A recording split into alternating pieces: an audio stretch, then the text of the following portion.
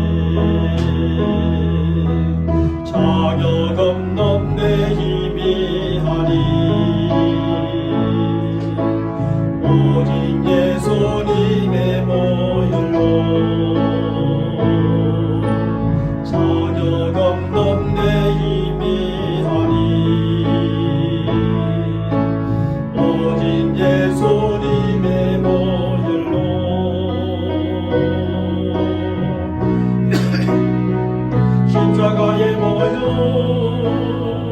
완전하신 사랑 힘입어 나아갑니다. 십자가의 모형 완전하신 사랑 힘입어 예배합니다. 자격 없는 내 힘이 아닌 자격 없는 내 힘이 아닌 오직 예수님의 보혈로 자격 없는 내 힘이 아닌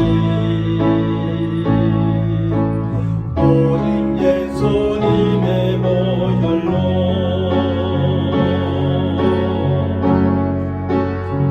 십자가의 모형 완전하신 사랑 힘입어 나아갑니다. 십자가의 모형 완전하신 사랑 힘입어 예배합니다.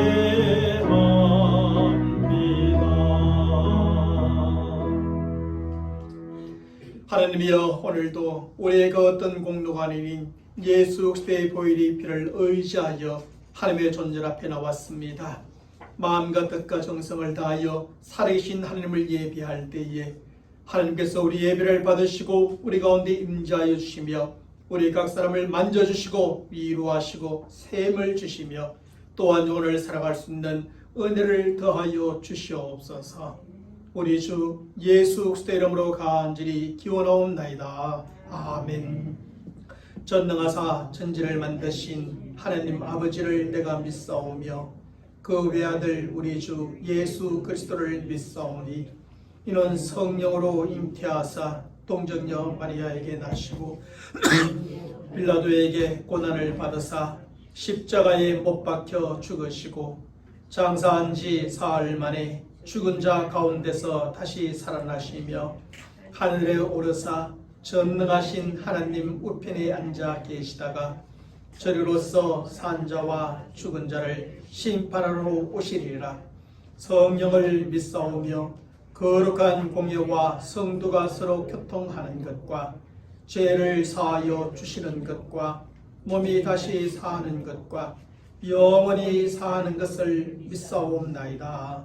아멘. 우리 모두 주셔서 생명의 찬양 25장 나의 사랑 나의 생명 주님을 찬양합니다.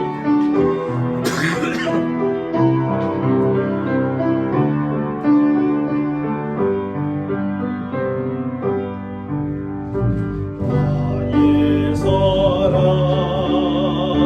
나의 생명 나의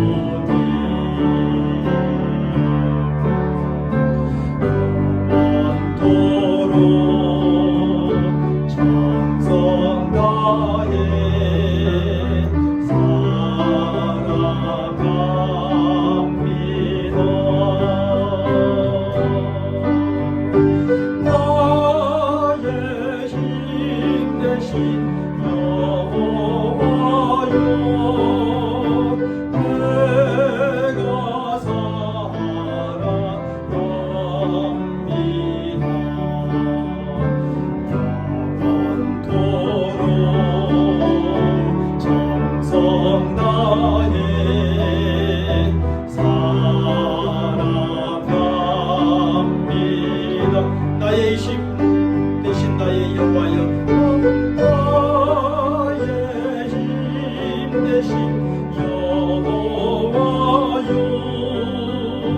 내가 사랑합니다.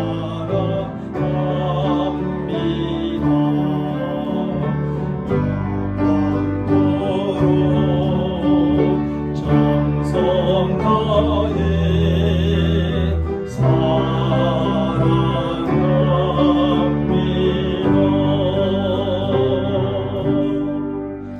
계속하여 찬송가 491장 저 높은 곳을 향하여 찬양합니다. 찬송가 491장 되겠습니다.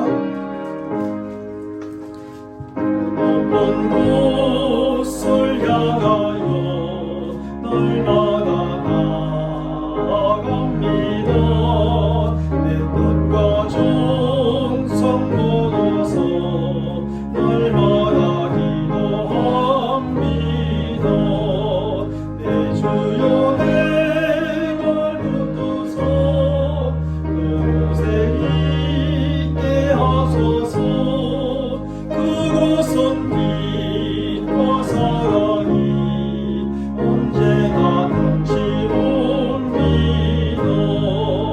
깨끗과 죄가 있는 곳 나비는 여기 살아도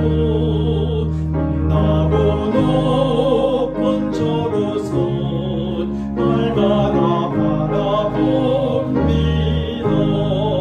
내 주여 내 맘 붙드사 그곳에 있게 하소서.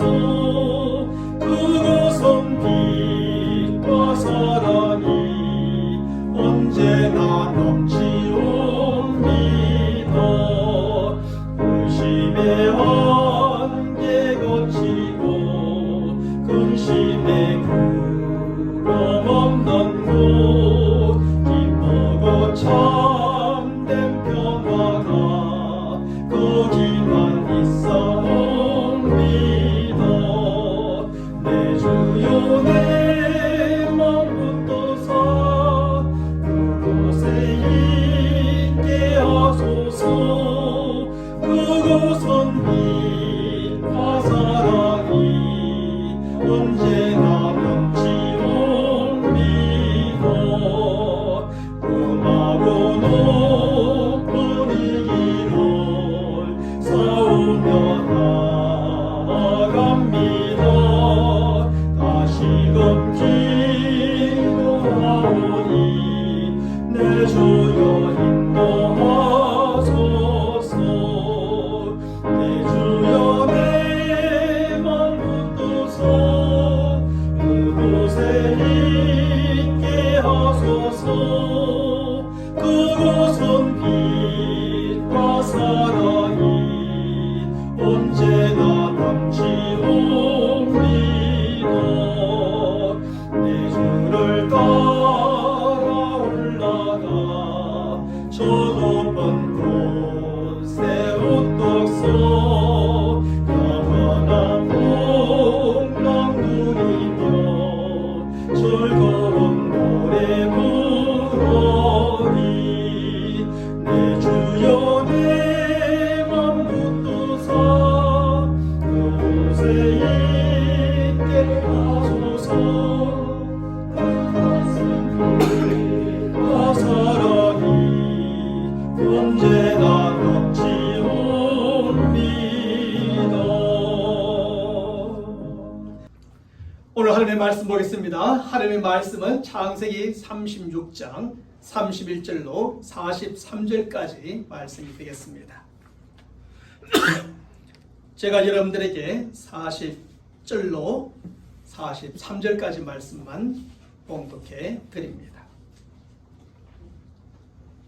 에서에게서 나온 족장들의 이름은 그 종족과 거처와 이름을 따라 나누면 이러하니 딥나 족장, 알와 족장, 여댓 족장, 오홀리바마 족장, 엘라 족장, 비논 족장, 그나스 족장, 대만 족장, 밉살 족장, 막대엘 족장, 이람 족장이라. 이들은 그 구역과 거처를 따른 에돔 족장들이며 에덴 족속의 조상은 에서더라.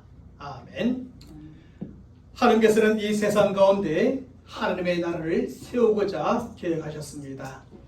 그 하나님의 나라는 하나님께서 예정하신 장소 곧 영토에 하나님께서 택한 사람들을 백성으로 삼고 하나님께서 주신 법으로 통치하는 나라를 말하는 것입니다. 여기에는 영토와 백성과 통치의 개념이 포함되어 있는 것이죠.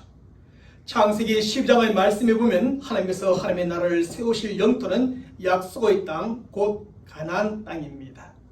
그리고 하나님께서 그 나라의 백성으로 택한 사람들은 바로 아브라함과 그의 후손들을 말하지요. 특별히 출애굽기 20장 이하의 말씀에 보면 하나님께서 그 나라를 통치하는 법으로 주신 것이 있는데 그것은 바로 십계명을 중심으로 한 율법의 말씀입니다.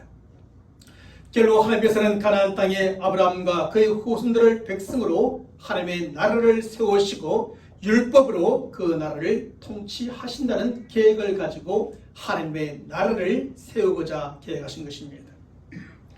따라서 하나님의 나라는 하나님의 약속과 축복이 주어져 있는 가나안 땅에 세워지게 되고 아브라함과 그 후손들에 의해 계속 세워져 가게 된다는 것입니다.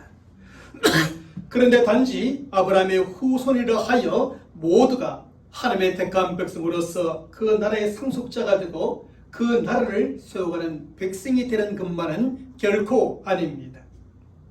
성경은 누가 하나님 나라의 상속자가 되고 그 나라를 세워가는 백성이 되는가에 대해서 아주 분명하게 밝혀주고 있는 것이죠.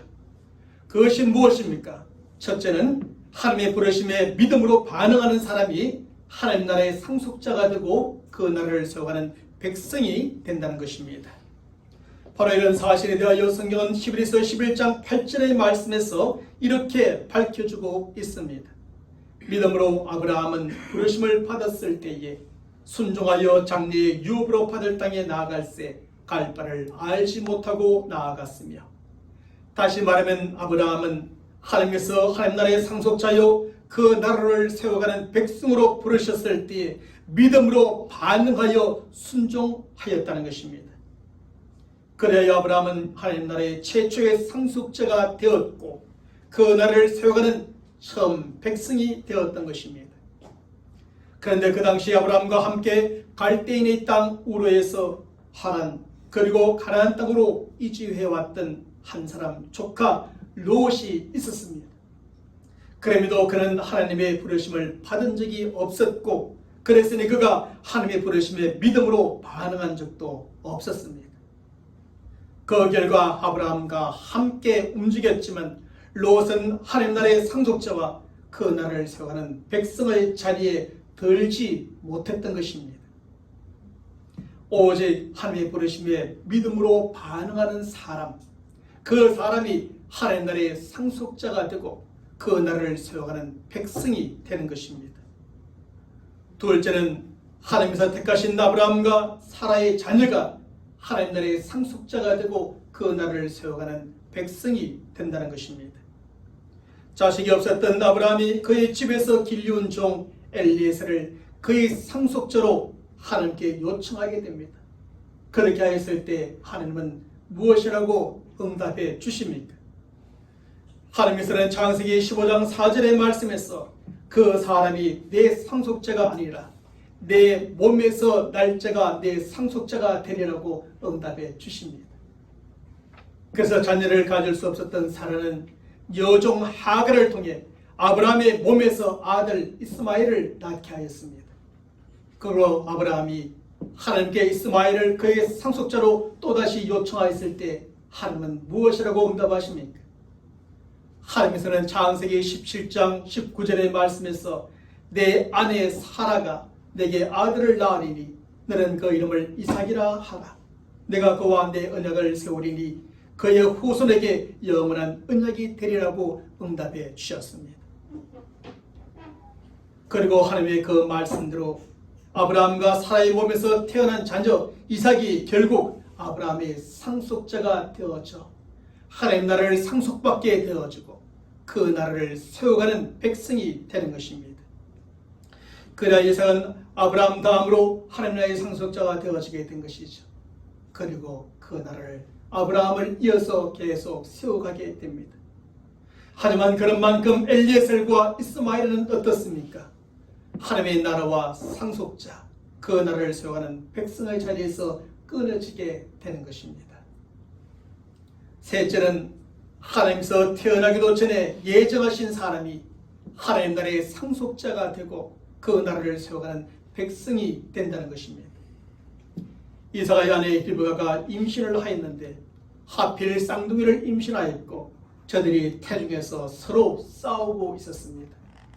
그것이 너무나 힘들기도 하고 안타깝기도 하고 좀 이상하기도 하여 리브가가 하나님께 물어보게 됩니다.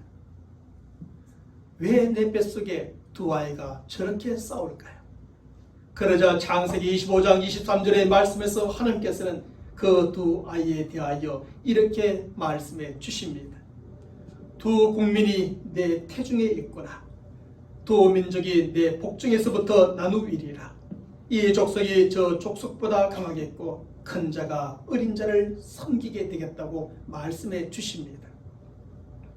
그런데 간발의 차이로 에서가 먼저 태어나 큰 자요 장자가 되어지고 야곱은 그의 발꿈치를 잡고 나와 어린 자요 차자가 되어졌습니다. 그리고 저들이 태어나기도 전에 하나님의 예정 곧 미리 정하신 뜻에 따라 차자 야곱이 이삭의 상속자가 되어진 것입니다. 그리고 야곱은 이삭을 이어서 하나님 나라의 상속자가 되어지고 그 나라를 세워가는 백성이 되어지게 됩니다. 그랬던 만큼 장자 에서는 어떻게 되어집니까?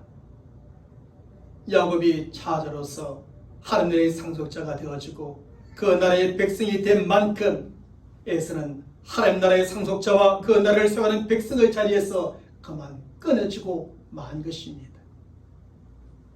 사랑하는 성도 여러분, 하나님께서 세우시는 하나님 나라의 상속자요 그 나라를 세워가는 백성은 그냥 아무나 되는 것이 아님을 성경은 분명하게 가르쳐주고 있습니다. 나는 하나님 나라의 상속자요 그 나라를 세워가는 백성이 되고 싶다는 사람의 의식적인 뜻으로 되는 것이 아닌 것입니다. 그것은 사람의 어떤 자격, 가문, 민족, 지위, 신분, 열심, 노력, 수고, 공로로 되는 것도 결코 아닙니다. 나는 그저 육신적으로 또 혈육적으로 아브라함의 자손이기 때문에 하나님 나라의 상속자가 되어지고 그리고 그 나라를 세워가는 백성이 되는 것이 아닙니다.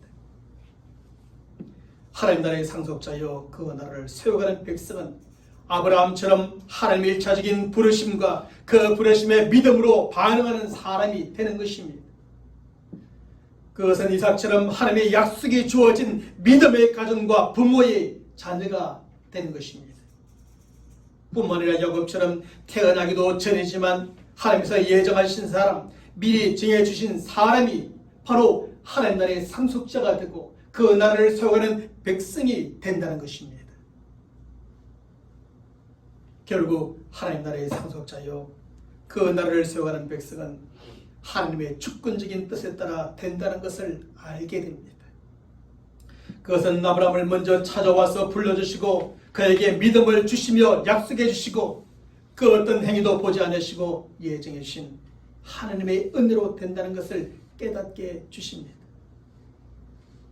그럼 우리가 하나님의 나라의 상속자가 되고 그 나라를 세워가는 백성이 되는데 우리의 그 어떤 의지적인 뜻도 자리할 곳은 없습니다. 우리의 그 어떤 가문이나 민족이나 지위나 신분이나 열심이나 노력이나 수고나 공로도 끼어들 틈이 없습니다. 그것은 오직 하나님의 주권적인 뜻에 따라 되는 것이고 하나님의 은혜로만 주어지는 것이 바로 하나님 나라의 상속자의 자리요 그 나라를 세워가는 백성의 자리인 것입니다. 그리고 그렇게 하여 하나님 나라의 상속자요 그 나라의 백성이 된 우리는 그저 하나님의 주권적인 뜻에 순종하고 하나님께서 그렇게 우리를 세우시고 택하여 주신 은혜에 감사하며 찬송할 따름일 뿐이지요. 사랑하는 성도 여러분, 그러면 이 부분에 있어서 하나님의 주권적인 뜻과 은혜의 결과에 대하여 사람이 어떻게 알 수 있을까요? 만약에 우리의 의지적인 뜻으로 됐다면 우리가 알 수 있겠지.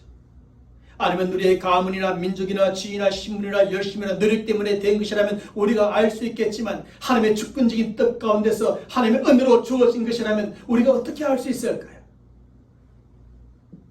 사실상 그것을 직접 알거나 확인할 수 있는 방법은 없고, 그것은 불가능한 일이지. 하나님의 주권적인 뜻 안에 있는 것을 우리가 어떻게 다 알겠습니까?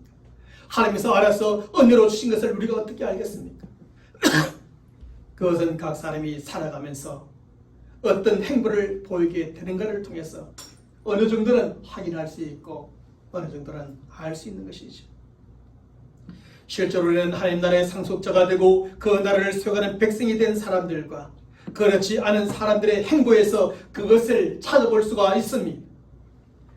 사실 하나님 나라의 상속자가 되고 그 나라를 세워가는 백성이 된 사람들과 그렇지 않은 사람들 사이의 행보에는 한 가지 뚜렷한 특징이 있습니다.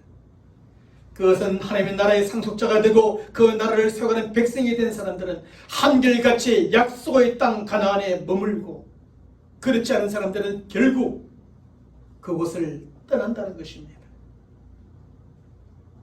아브라함과 롯의 경우에 롯은 스스로의 선택에 의해서 소돔으로 떠나게 되고, 아브라함은 가나안 땅에 그대로 머물게 됩니다. 이삭과 이스마엘의 경우에는 이스마엘이 가나안 땅 남쪽의 아라비아 광야로 떠나게 되고, 이삭은 가나안 땅에 여전히 머물러 살게 됩니다. 야곱과 에서의 경우에는 일찍 가나안 땅을 떠났던 야곱이 다시 그 땅으로 돌아오게 되지만 에서는 세일산으로 떠나게 됩니다. 결국 가나안 땅을, 약속의 땅을 떠나는가 떠나지 않는가를 보면 누가 하나님 나라의 상속자가 되고 그 나라를 세워가는 백성이 되는지 되지 않는지를 알 수가 있는 것입니다. 아브라함과 이삭과 야곱은 그 땅에 그대로 머물렀으므로 하나님 나라의 상속자가 되고 그 나라를 세워가는 백성이 되었다는 것을 결국 확인할 수 있게 되어지지요. 하지만 롯과 이스마엘과 에서는 가나안 땅을 떠나므로 그렇지 않았다는 것을 알 수 있고 확인할 수 있게 되는 것입니다. 사실 아브라함과 이삭과 야곱도 잠시나 활동한 약속의 땅을 떠난 적이 있었지만 다시 그 땅으로 돌아오게 됩니다. 아브라함은 애굽과 그랄로 잠시 떠난 적이 있었고, 이삭은 그랄로 잠시 떠난 적이 있었으며, 야곱은 하란으로 오랫동안 떠난 적이 있었지만 모두 다시 가나안 땅으로, 약속의 땅으로 돌아오게 됩니다. 이처럼 하나님 나라의 상속자요, 그 나라를 세워가는 백성은 어쩌다 가나안 땅을 떠났다가도 반드시 그 땅으로 돌아오더라는 것입니다. 하지만 그렇지 않은 사람은 한번 가나안 땅을 떠나게 되면 영원히 떠나 다시는 돌아오지 않게 됩니다. 기근 때문에 엘리멜렉이 그 식구를 데리고 가나안 땅에서 모압 땅으로 떠났지만 너오미가 룻을 데리고 다시 가나안 땅으로 돌아오는 것을 봅니다. 유다는 하나님의 약속에 주어져 있는 예수님을 배반하고 영원히 떠났지만 베드로는 주님을 잠시 떠났다가 다시 돌아오게 됩니다. 어거스틴도 세상의 향락에 빠져서 하나님을 잠시 떠났지만 끝내 하나님 품으로 다시 돌아오는 것을 봅니다. 우리 가운데서도, 우리 식구들 가운데서도, 우리 주변의 믿음의 사람들 가운데서도 우리는 이런 사람들을 보게 됩니다. 신앙생활을 잘하다가 시험에 들어 잠시 떠나기도 하지만 결국 다시 돌아오는 모습을 볼 때가 많이 있습니다. 울며 불며 회개하며 지난날의 자신의 잘못에 대해서 용서를 구하며 다시 돌아오지요. 그러므로 하나님 나라의 상속자여 그 나라를 세워가는 백성은 약속에 주어져 있는 곳에 계속 머물거나 혹시 잠시 떠나 있을지라도 언젠가 반드시 돌아온다는 사실을 믿으시기를 바랍니다. 그 언젠가가 언제인지 지금은 분명히 알 수는 없지만 그는 언젠가 반드시 돌아온다는 것만은 분명한 사실입니다.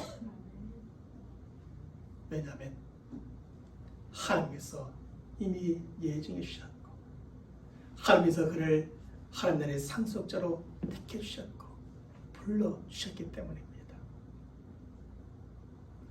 사랑하는 여러분, 그러면 이제 가나안 땅에 머물게 된 사람은 무엇을 하고 그 땅을 떠난 사람은 무엇을 합니까? 먼저 가나안 땅에 머물게 된 사람은 그 땅에서 하나님께서 통치하시는 하나님의 나라를 세워가게 되는 것이죠. 하지만 그 땅을 떠난 사람은 새로운 것을 찾고 그곳에 그의 나라, 곧 사람이 통치하는 세상 나라를 세워가게 되는 것입니다. 실제로 전 가나안 땅을 약속과 축복의 땅으로 받은 아브라함은 그 땅을 이삭에게 상속해 주고 이삭은 야곱에게, 야곱은 그의 12 아들들에게 상속해 줍니다.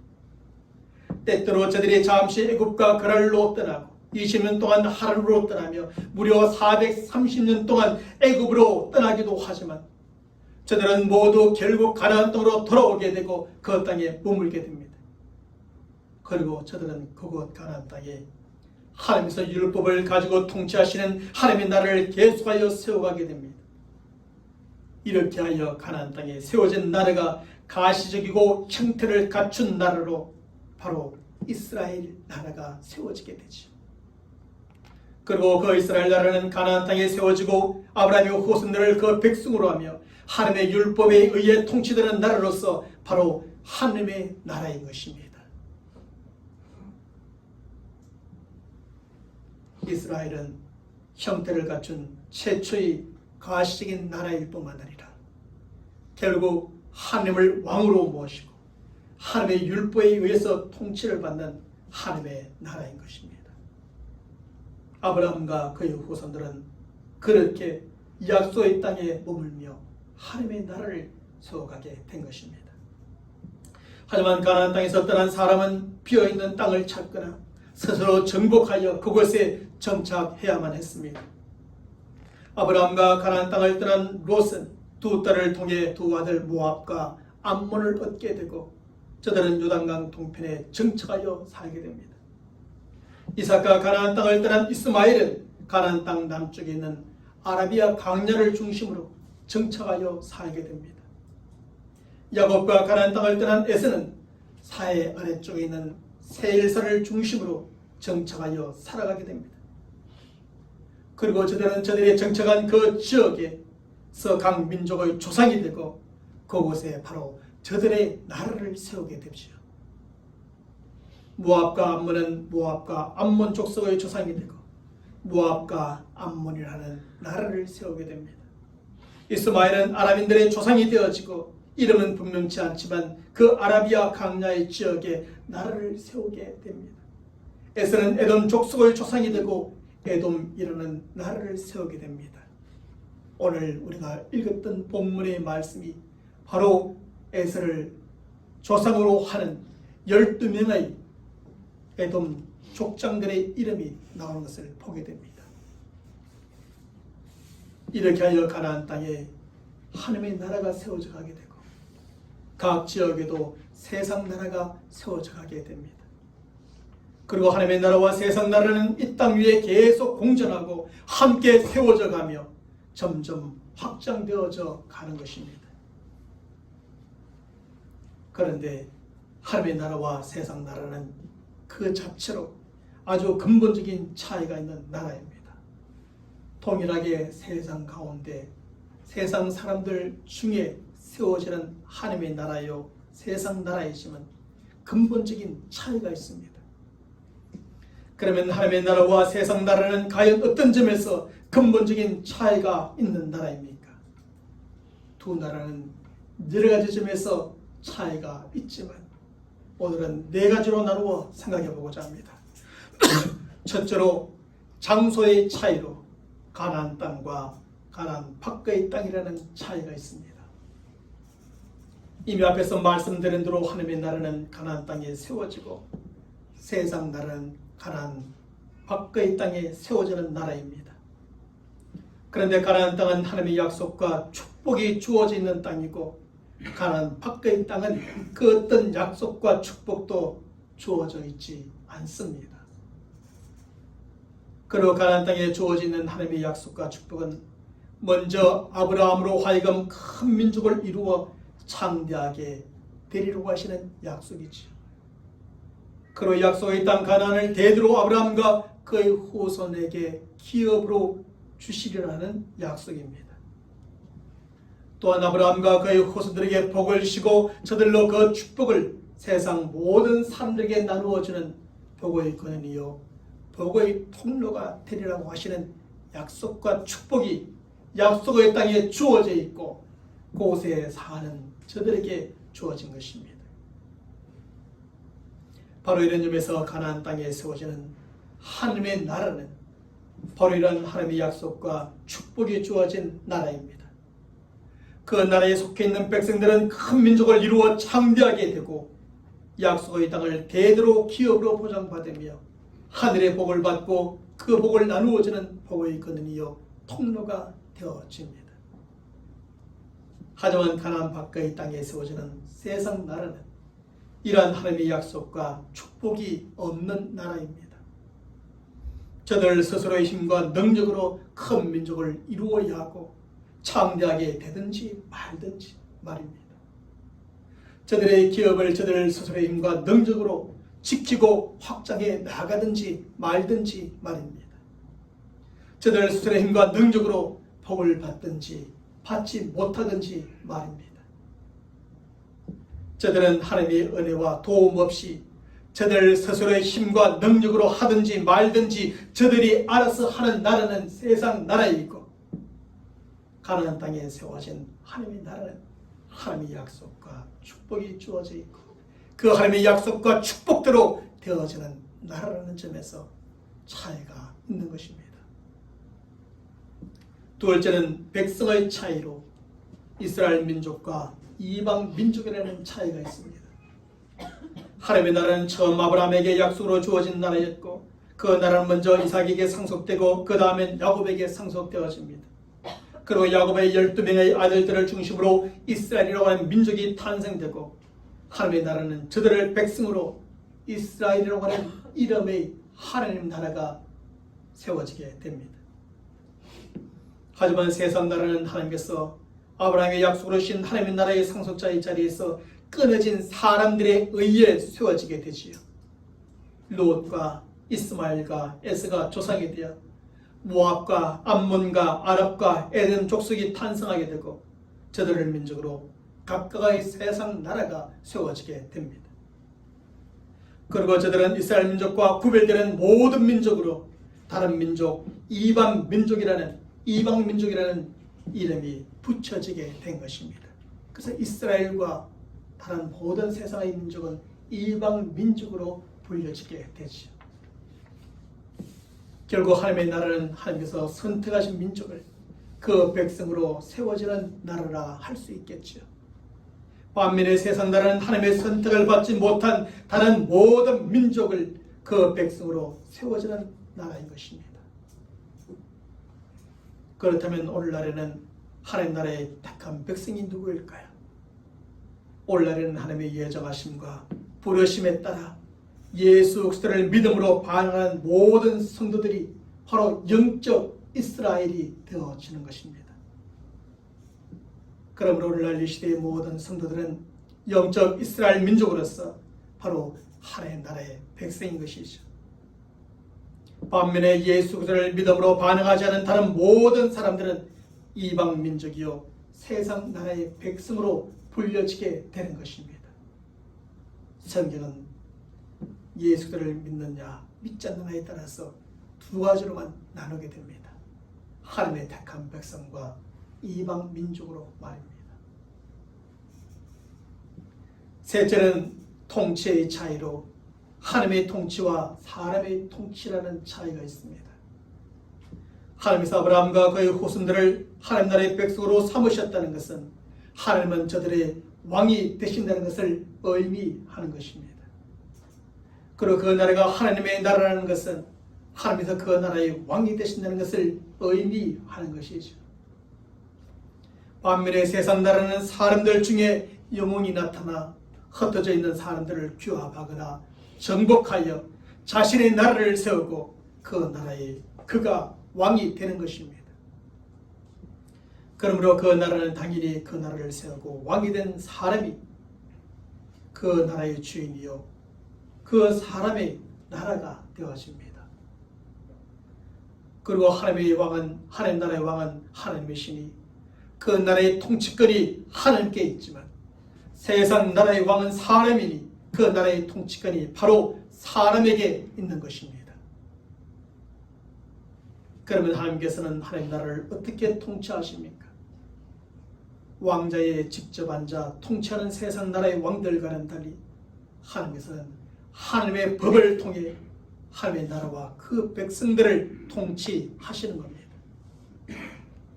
다시 말하면 하나님께서는 하나님의 법, 곤율법을 하나님의 말씀을 책에 기록하여 하나님의 택한 백성들에게 주시는 것입니다.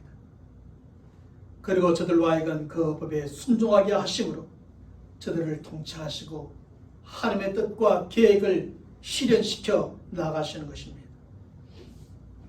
동시에 하나님의 택한 백성들은 왕이신 하나님의 사랑과 은혜 가운데 살아가게 되고 왕이신 하나님의 돌봄과 도우심과 지켜주신 가운데 살아가게 되어지는 것이죠. 이러한 통치의 차이, 누가 통치하는가? 하나님이 통치하는가? 사람이 통치하는가에 따라서 하나님의 나라인가 세상 나라인가가 구별되어지는 겁니다. 마지막 네 번째는 목적의 차이로 하나님의 영광과 사람의 영광이라는 차이가 있습니다. 하나님의 나라이든 세상 나라이든 나라를 세울 때는 분명한 목적이 있게 되겠죠.